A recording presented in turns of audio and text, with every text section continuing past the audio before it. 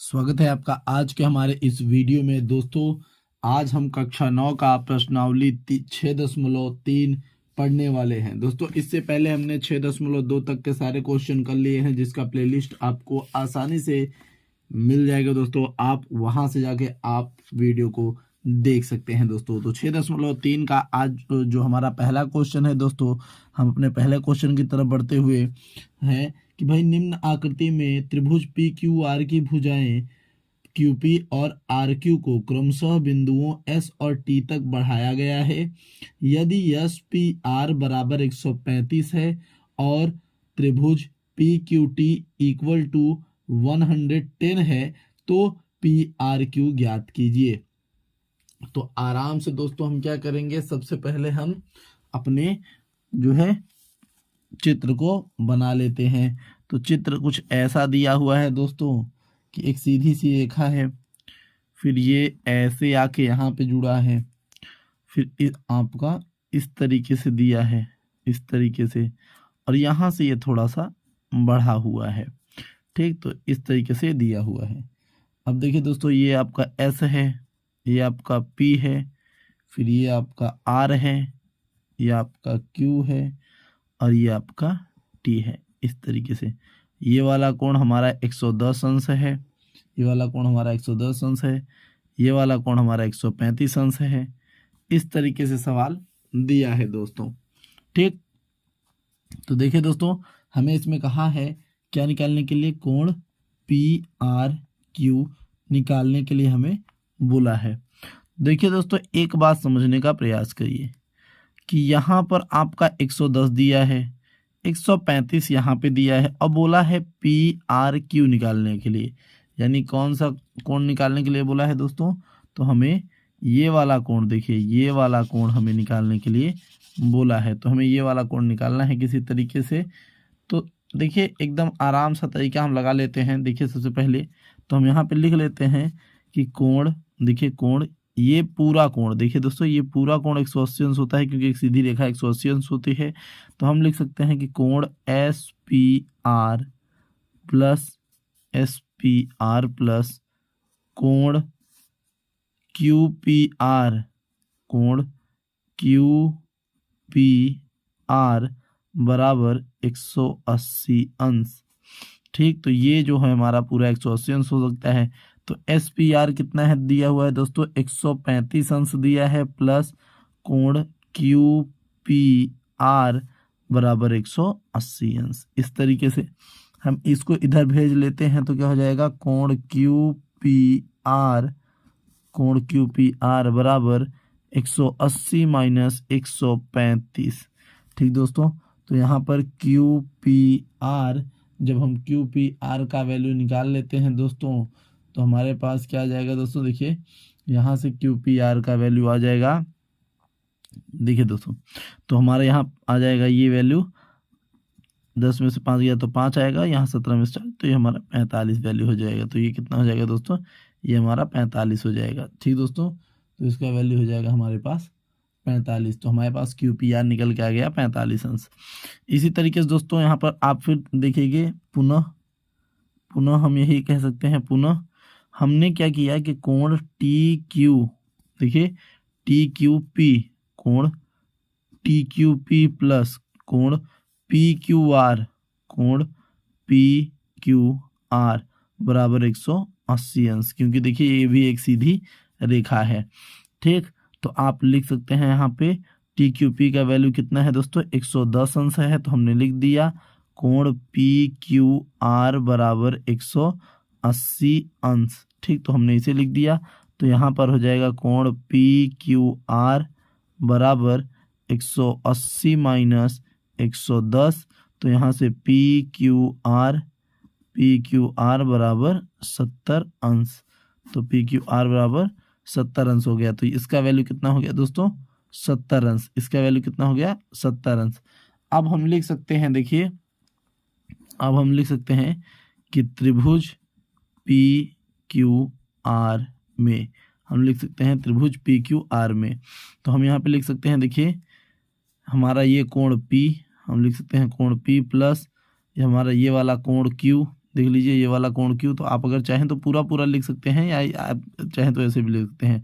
तो आप लिख सकते हैं QPR प्लस कोण PQR प्लस कोण PRQ बराबर 180 अंश। आप लिख सकते हैं कोण 180 अंश। तो यहाँ पे क्या हो जाएगा, देखिए कोण QPR का वैल्यू 45 है, तो हम 45 लिख लेते हैं।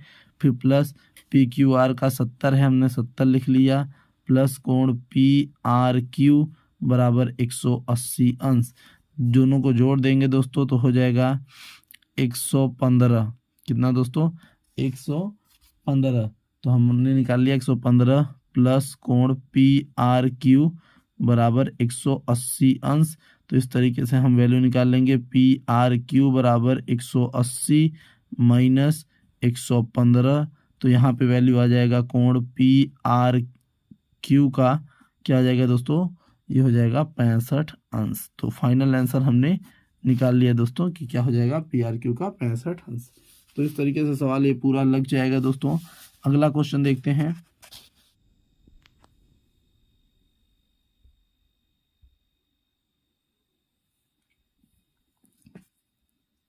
तो दोस्तों अगला सवाल देखिए हमारा क्या है, दूसरा नंबर क्वेश्चन सवाल, दूसरा नंबर दोस्तों सवाल, निम्न आकृति में x बराबर 62 अंश दिया है और XYZ बराबर 54 अंश दिया है। XYZ बराबर 54 अंश दिया है। यदि YO और ZO क्रमशः YO और ZO क्रमशः XYZ और क्या हो दोस्तों, देखिए यहाँ पे पूरा बोल रहा है इसको, और जो है कितना ZO क्रमशः XYZ और XYZ और XZY के समद्विभाजक हैं, तो OZY और YOZ ज्ञात करना है हमें दोस्तों। एकदम आराम से क्वेश्चन को करना चाहिए हमें। तो यहाँ पे बोला है दोस्तों, ये हमारा y है, उसने बोला है कि हमारा जो ये है, देखिए XYZ का जो समद्विभाजक है वो y और o है, और बोल रहा है कि XZY का जो है समद्विभाजक वो OZ है, यानी ये पूरा का पूरा कोण आधा इधर है आधा इधर है, ऐसा सवाल में बोल रहा है दोस्तों।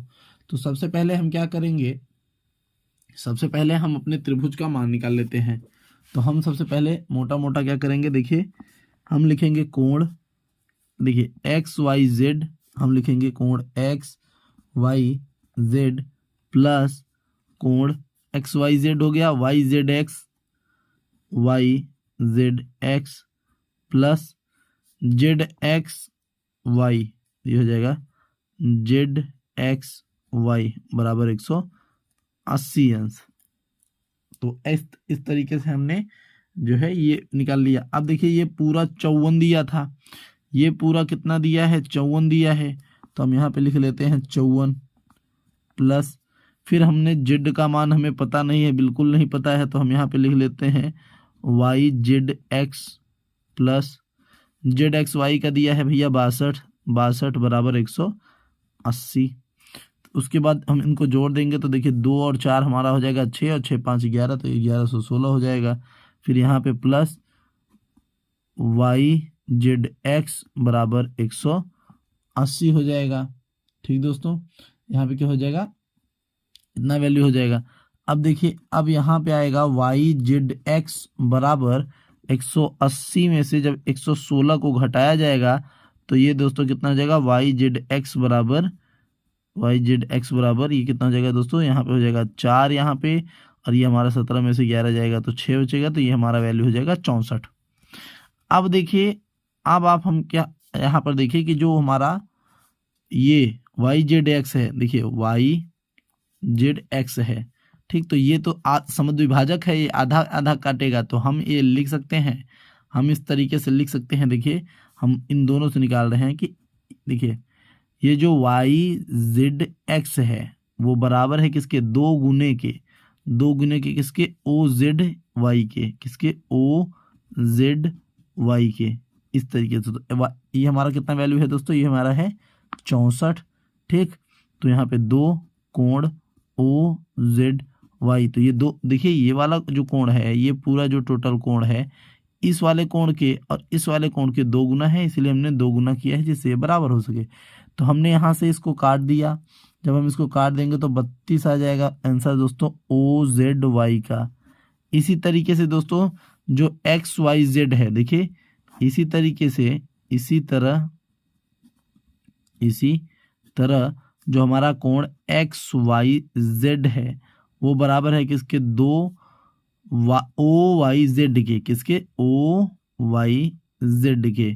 तो यहाँ पे XYZ का वैल्यू टोटल कितना है, 54 है, और ये कितना हो जाएगा 2 OYZ। 2 से काट देंगे तो यहाँ पे आ जाएगा दोस्तों 27। तो ये हो गया हमारा कोण OYZ का मान। तो इस तरीके से हमने इसका मान निकाल लिया। अब देखिए हमें इसका मान पता चल गया दोस्तों कितना है, 32। हमें इसका वैल्यू पता चल गया कि ये 32 है। हमें अब इसी का मान निकालना था जो कि सवाल में दिया भी है कि हमें भाई किसका मान निकालना है, हमें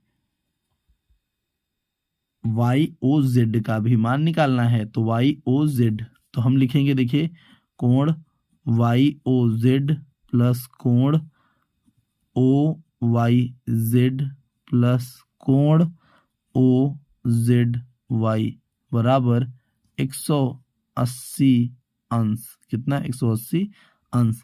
तो यहाँ पे देखिए YOZ का वैल्यू तो पता नहीं है, YOZ का वैल्यू पता नहीं है, लेकिन OYZ का वैल्यू कितना आया है, 27, और उसका कितना आ गया है दोस्तों, 32। देख लीजिए, और ये हमारा बराबर 180 हो गया।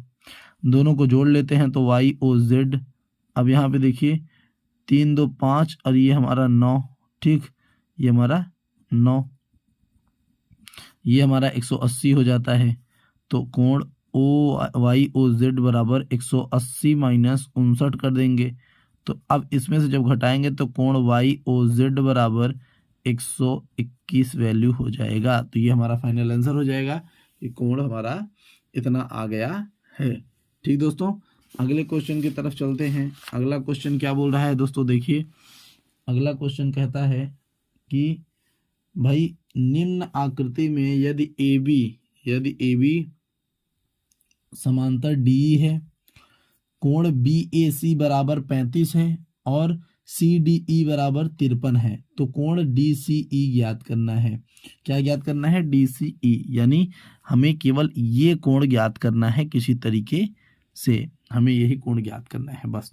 एकदम आसान सा क्वेश्चन है, कोई बहुत ज़्यादा रॉकेट मैथ नहीं चल रहा है दोस्तों। देखिए 9 का मैथ उतना भी हार्ड नहीं होता है जितना कि हम मतलब देखने में लगता है कि नहीं हार्ड है। ठीक, तो देखिए एकदम सीधी सी बात है, एकदम सीधी सी बात है। हम यहाँ पे क्या लिख सकते हैं, हम हल करेंगे तो हल में देखिए क्या लिखेंगे दोस्तों, हल करेंगे हम तो ये जो BAE है, देखिए ये जो कोण BAE है वो बराबर है किसके, BAE बराबर है CED के, किसके, कोण CED के, किसके बराबर है दोस्तों, CED के। वो भी कितने हैं, वो भी 35 अंश। क्यों बराबर है दोस्तों, तो आप लिख सकते हैं भैया एकांतर को, एकांतर अंतः कोण, खंड कोण है ना, अंतः कोण है, तो इस तरीके से हमने लिख दिया कि ये एकांतर अंतः कोण है। तो ये इस तरीके से इसका वैल्यू भी 35 हो जाता है। इसका वैल्यू क्या हो जाएगा दोस्तों, 35 हो जाएगा एकदम आसानी से। अब हमें क्या करना है, अब इसी तरीके से हम लिख देंगे कोण CD, देखिए कोण CDE प्लस DEC, कोण DEC प्लस ECD, कोण ECD बराबर 180 अंश। तो जो हमारा CDE है, देखिए CDE है वो 53 है, वो 53 है। हमारा DEC, देखिए DEC, तो हमारा जो DEC है वो 35 है, तो हमने 35 लिख लिया। लेकिन हमारा ECD हमें नहीं पता है, तो हमारा ECD हमें नहीं पता है कि कितना है, तो 180 ऐसे लिख देते हैं। अब ये कितना हो गया दोस्तों, ये हो गया हमारा 88, कितना हो गया 88 प्लस कोण ECD बराबर 180 अंश। तो यहाँ पे जब हम इसको उधर भेज देंगे तो ECD बराबर 180 माइनस 88। तो अब आ गया देखिए ECD बराबर यहाँ पे हो जाएगा 2 और ये हमारा 17 में से 92, तो ECD बराबर हमारा वैल्यू आ जाएगा दोस्तों कितना दोस्तों 92। तो हमारा ये फाइनल आंसर हो गया। चलिए चलते हैं चौथे क्वेश्चन की तरफ। तो चौथा क्वेश्चन क्या है दोस्तों, ध्यान से पढ़िए पहले क्वेश्चन को। देखिए मेन चीज क्या होता है, हमें सारे क्वेश्चनों को पढ़ना ही मेन चीज होता है। ठीक दोस्तों, तो हम देखिए क्वेश्चन को पढ़ रहे हैं, आप सुनिए कि निम्न आकृति में यदि रेखाएं PQ और RS बिंदु T पर इस प्रकार हैं कि प्रतिच्छेदित करती हैं कि RT बराबर 40 है, RPT बराबर 95 है और TSQ बराबर 75 है, तो SQT का मान बताना है। किसका? SQT का, यानी इसका वैल्यू आपसे पूछ रहा है। किसका दोस्तों? SQT का वैल्यू पूछ रहा है। एकदम आराम से क्वेश्चन को करना है, कोई जल्दबाजी नहीं, एकदम आराम से। तो हम यहाँ पे देखिए लिखते हैं कि त्रिभुज PRT में, तो जो हमारा त्रिभुज PRT है, तो हम लिख सकते हैं कि कोण P प्लस कोण R प्लस कोण T। देखिए इसमें बात किए हैं तो इसी में रहिएगा, इधर वाले T का बात नहीं हो रहा है। ठीक, तो इस तरीके से हम लिख सकते हैं। तो देखिए यहाँ पे क्या हो जाता है PRT, तो यहाँ पे P का वैल्यू 95 है प्लस R का वैल्यू 40 है प्लस कोण T का वैल्यू इतना, और ये कुल मिला के कितना होता है 180 अंश होता है, तो हमने यहाँ पे 180 लिख दिया। तो 95 और 40 को जब हम जोड़ लेंगे दोस्तों तो यहाँ पे 135 हो जाता है प्लस कोण T बराबर 180 अंश। तो यहाँ पे आ गया कोण T बराबर 180 माइनस 135 ऐसे। तो हमने यहाँ पे निकाल लेंगे कोण T बराबर, यहाँ पे 5 हो जाएगा, 17 में से 4 गया तो यहाँ पे 45। तो इस तरीके से हम क्या वैल्यू निकाल लेंगे दोस्तों यहाँ पे 45। तो जो हमारा T है, ये देखिए जो हमारा ये वाला T था, ये कौन था, तो हम यहाँ पे लिख सकते हैं कि कोण T हमारा जो ये है वो क्या है PTR, वो क्या है PTR। तो हम यहाँ पे लिख देते हैं कोण PTR है। ठीक, तो ऐसा हम यहाँ पे लिख दिए। अब आप ये लिखेंगे, आप क्या लिखेंगे दोस्तों कि कोण PTR बराबर कोण STQ। क्या दोस्तों? STQ। क्यों भैया? शीर्षाभिमुख कोण है, शीर्षाभिमुख कोण है, हम लिख देते हैं शीर्षाभिमुख कोण है। ठीक, तो हमने लिख दिया। तो इस हिसाब से हमारा जो है PTR क्या था 45 अंश था, तो हमारा जो कोण STQ होगा वो भी 45 अंश होगा। यानी जो हमारा STQ है ये वाला, ये भी 45 अंश हो गया। अब हम लिख सकते हैं दोस्तों, अब हम देखिए क्या लिख सकते हैं, हम यहाँ पे यहीं पे लिख देते हैं इसको कि भाई TSQ त्रिभुज TSQ में ऐसा लिख सकते हैं। तो यहाँ पे हम लिख सकते हैं क्या, देखिए हम लिख सकते हैं कोण STQ प्लस कोण देखिए STQ। ठीक, फिर SQT, तो कोण SQT प्लस इसी तरीके से थोड़ा हम यहाँ से इसके नीचे से लिख रहे हैं, ध्यान से देखिएगा, SQT STQ प्लस SQT। देखिए STQ हो गया, SQT हो गया, ठीक ना। इसी तरीके से TQS भी हो जाएगा, क्या हो जाएगा TQS बराबर 180 अंश, क्योंकि इनका तीनों का कोण का मान इतना ही होता है। तो एक तो आपका STQ हो गया देखिए दोस्तों 45 अंश, और आपका TSQ हो गया या QST हो गया जो भी है वो आपका हो गया कितना 75 हो जाएगा। और ये फिर आपका SQT ऐसे ही रह जाएगा, SQT बराबर 180 अंश। जब इनको हम जोड़ देते हैं दोस्तों तो कितना हो जाता है दोस्तों, ये हो जाएगा आपका 120 प्लस कोण SQT बराबर 180। अब उधर भेज देंगे तो यहाँ पर हो जाएगा 180 माइनस 120 बराबर कोण SQT। तो वैल्यू आ जाता है दोस्तों 60 बराबर कोण SQT। तो इस तरीके से वैल्यू आ जाता है SQT का, जो कि हमसे पूछा था कि भाई 60 हमारा क्वेश्चन का आंसर आ गया।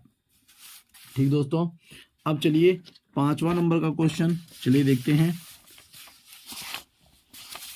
5वां नंबर क्वेश्चन क्या बोल रहा है दोस्तों, 5वां नंबर का क्वेश्चन है कि निम्न आकृति में यदि PQ लंब PS है, PQ लंब SR है और SQR बराबर 28 है और कोण क्यू आर टी बराबर 65 है, तो एक्स और वाई का मान आपको ज्ञात करना है, ऐसा आपको बोला है सवाल के अंदर।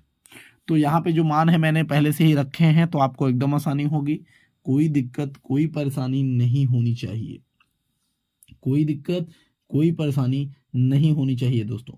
तो चलिए हम लोग पहले देख लेते हैं। तो हम यहाँ पे लिख सकते हैं, देखिए दोस्तों, हम यहाँ पे लिखना शुरू करते हैं, हल करना शुरू कर देते हैं, हल करना हम शुरू कर देते हैं। चलिए तो हल शुरू करते हैं। तो सबसे पहले लिखेंगे हम क्या, देखिए दोस्तों, हम लिखेंगे बहिष्कोण के लिए। देखिए ये जो हमारा बाहर वाला कोण है, ये जो हमारा बाहर वाला कोण है दोस्तों, ये अंदर वाले कोण के बराबर होते हैं।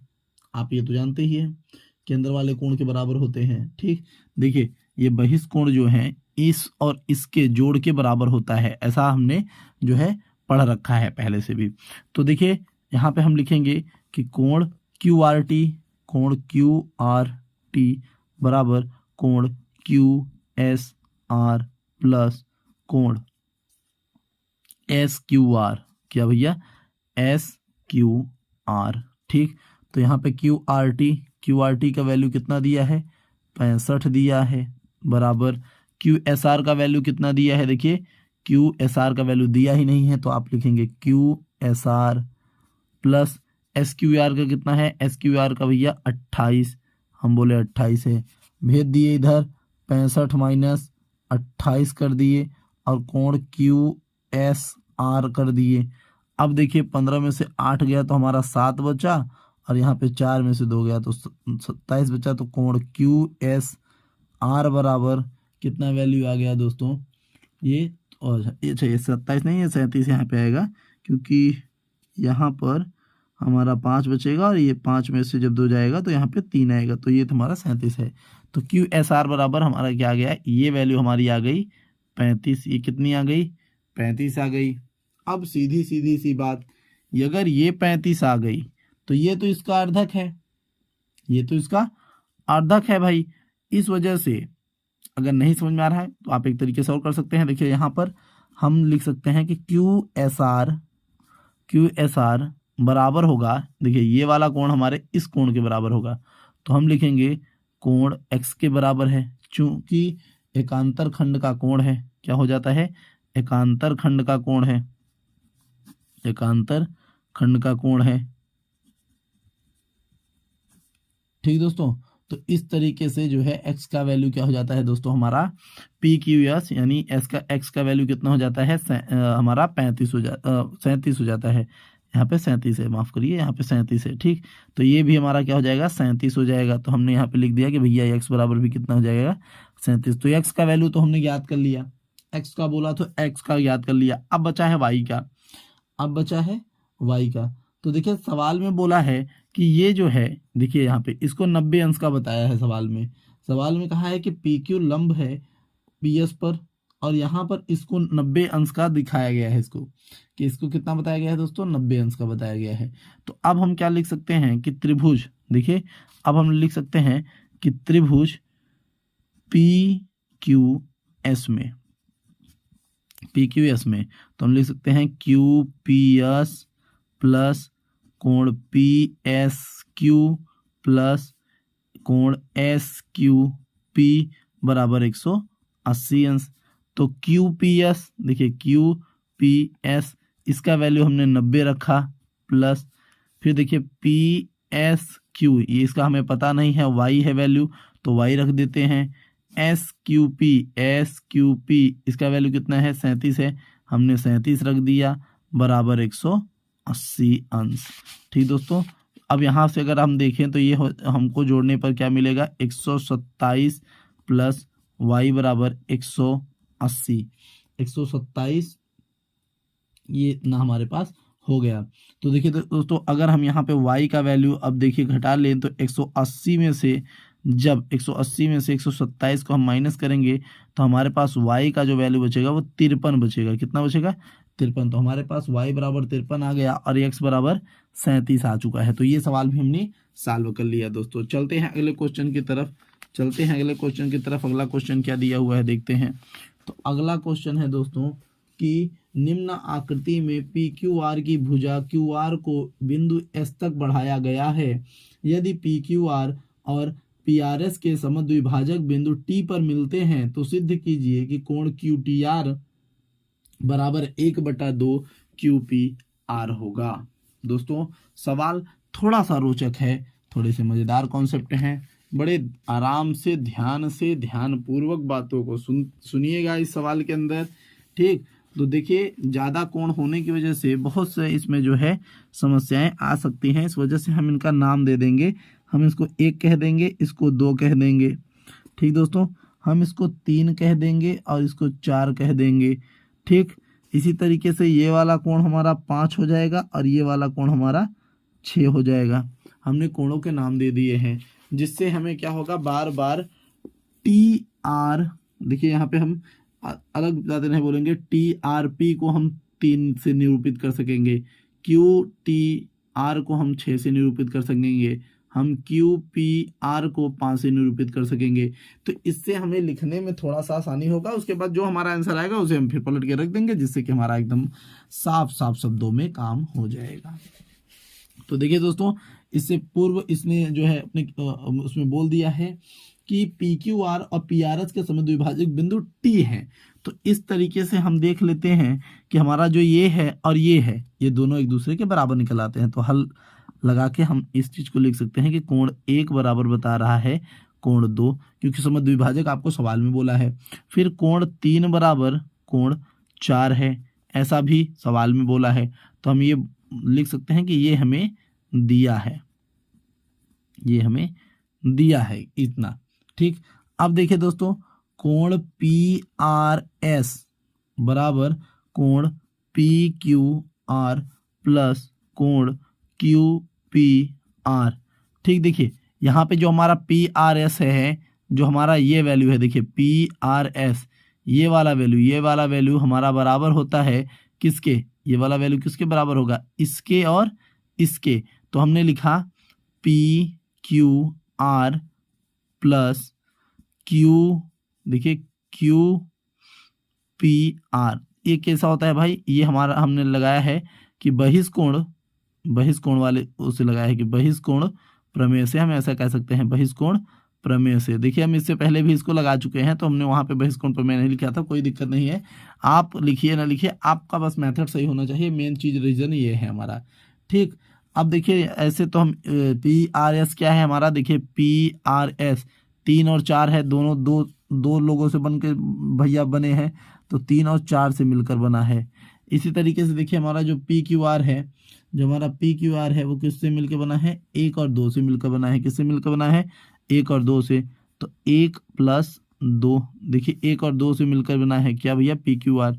और प्लस देखिए अब यहाँ पे क्यू पी आर क्या है दोस्तों, क्यू पी आर ये 5 है, तो हम यहाँ पे 5 लिख दिए। अब यहाँ पे आप देखिए हम 3 को 4 लिख सकते हैं और 1 को 2 लिख सकते हैं। तो हमने यहाँ पे लिखा भैया उसी से कि कोण 4 + कोण 4 बराबर कोण 2 + कोण 2 + कोण 5, इस तरीके से। तो ये हो गया 2 कोण 4 बराबर, ये हो जाएगा 2 कोण 2 + कोण 5। ठीक, तो इस तरीके से हमने यहाँ पे लिख लिया है दोस्तों। अब देखिए हम क्या करेंगे, हम दोनों पक्षों में ऐसे लिख सकते हैं, हम दोनों पक्षों में क्या, हम सभी में ऐसे लिख दीजिएगा, इसको काट दीजिए 2 से भाग करने पर। तो आप ऐसे लिख सकते हैं कि सभी पदों में, ऐसे लिख दीजिएगा, सभी पदों में 2 से भाग। तो ये देखिए हम कर देते हैं, तो ये हो जाएगा 2 कोण 4 और ये 2।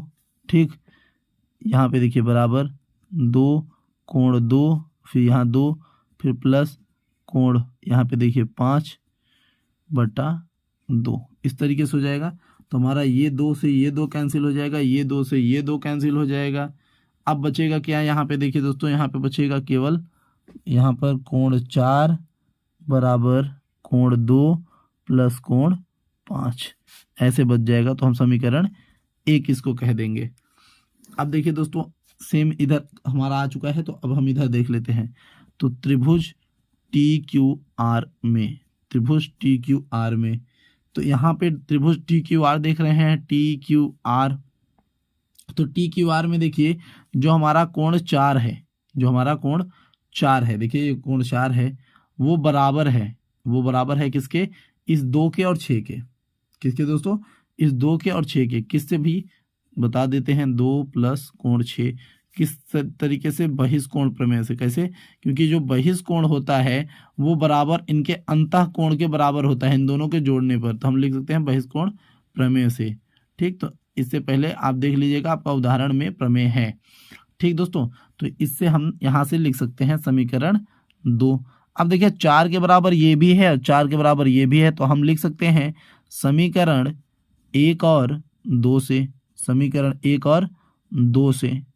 तो यहाँ पे हम 4 के बराबर इसको लिख सकते हैं, तो हम लिख देते हैं करणी में, माफ करिए, कोण 2 प्लस कोण 6 बराबर कोण 2 प्लस कोण 5। ऐसा हम लिख देते हैं। तो यहाँ पे 5/2 था, यहाँ पे 5/2 रहेगा। याद रखिएगा, यहाँ पे मैंने 2 कट नहीं किया था ना, तो यहाँ से ये तो भाई इससे कट जाता है, ये तो इससे कट गया। अब देखिए जो हमारा कोण 6 है, जो हमारा कोण 6 उसका नाम क्या है, उसका नाम है क्यू टी आर। क्या नाम है, क्यू टी आर। तो हम इसका नाम रख देते हैं क्यू टी आर बराबर, ये देखिए यहाँ से जो कोण 5/2 है, हम यहाँ से 1/2 ऐसे निकाल लेते हैं। और ये 5 क्या है, ये 5 क्या है दोस्तों, देखिए क्यू पी आर। क्या है, क्यू पी आर। तो ये क्या है हमारा दोस्तों, क्यू पी आर, जो कि हमें दोस्तों यही सिद्ध करना था, हमने इसको सिद्ध कर दिया। तो हम यहाँ से लिख सकते हैं इति सिद्धम। तो हमने इसको सिद्ध कर दिया दोस्तों कि हाँ ये वैल्यू ऐसे ही है। ठीक दोस्तों, देखिए दोस्तों यहाँ से आज हमारा जो है ये चैप्टर यहाँ पे ख़त्म होता हुआ। अब हम जल्दी से दूसरे चैप्टर में प्रवेश करने वाले हैं। तब तक देखते रहिए आप हमारी वीडियो को। नेक्स्ट वीडियो तुरंत जाके देखिए प्लेलिस्ट से।